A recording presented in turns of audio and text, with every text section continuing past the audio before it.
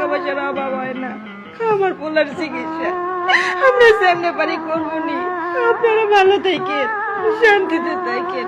চলো। দাঁড়াও, তোমরা একা কেন যাচ্ছ? এই বাড়ি থেকে যদি যেতেই হয় তাহলে সাথে আমিও যাব। চলো।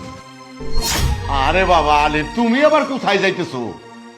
হ্যাঁ যাইতেছি। কেন যাইতেছি জানো? যেই বাড়িতে কোনো ন্যায়ের ঠাঁই নাই সেই বাড়িতে আমিও নাই। যখন এই মানুষটাকে তোমরা এই বাড়ি থেকে বের করে দিছিলা তখনও আমি বলছিলাম কেন বের করে দিচ্ছ, কেন এই মানুষটার সাথে অন্যায় করতেছো? কেউ আমার কোনো কথা শোনো নাই। মানুষটাকে এই বাড়ি থেকে বের করে দিচ্ছে, আমি কিচ্ছু করতে পারি। আজকে আবার সেই মানুষটা তার বউকে সাথে নিয়ে, তার সন্তানকে সাথে নিয়ে আমাদের বাড়িতে আসছে। কেন? এই বাচ্চাটার চিকিৎসার টাকার জন্য।